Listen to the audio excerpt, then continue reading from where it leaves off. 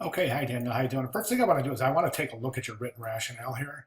I happen to agree with what you're saying here. The assignment you created a digital monogram in Adobe Illustrator from Minotaur Publishing. You thought this was your strongest sketch, and you still do. And I agree. I think it's one of your stronger possibilities.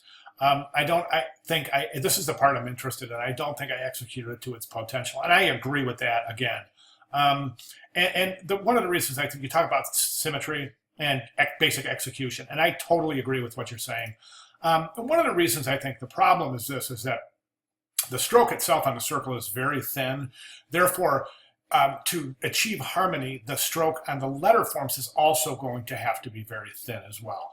And I think that that's one of the inherent issues of the fact that you're not creating good symmetry. The other thing is the fact that if you take a look at this white space between the P right here, this area should be equal all the way around here.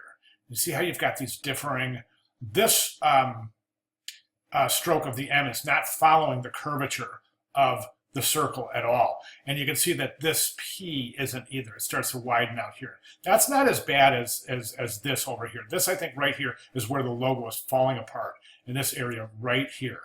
And I think the reason is because if we were to take a natural line like this and come around like this, it would meet up here with the M, not all the way down here. See what I'm saying? So we follow the line, that M would start up here. And that space between the outer ring and the inner ring would be more regular.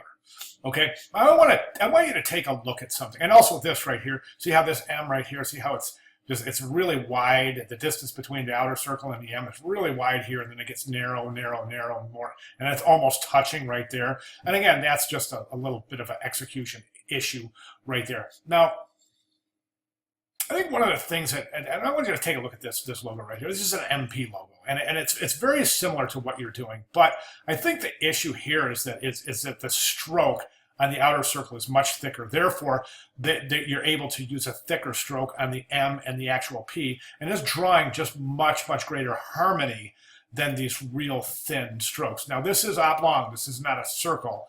It is oblong, so we can see that would definitely work in your situation. I'm not saying copy this. I'm saying borrow from it. Try to get some visual inspiration from here. And as you can see, take a look at this area right here in between the M and the outer circle. See how it's regular the whole way through. It's the exact same distance the whole through. So is that, and so is that right all the way through there. Same thing with that right there. So the distance between the monogram and the outer circle is consistent throughout the entire area. And I think that's what's creating the harmony in this specific piece. So that's what I would like to see you do in your pieces. I would like to see you create a thicker stroke relationship between the letters and the outer circle, and also to try to get a more regular distance between the outer circle and the strokes of the letter forms. Okay?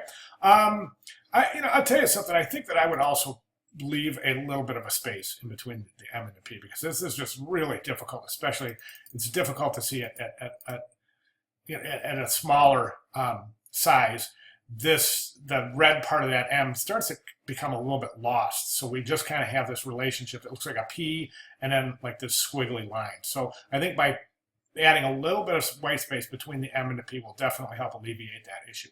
Okay, good job. Any questions or comments, please feel free to let me know. All right, thank you.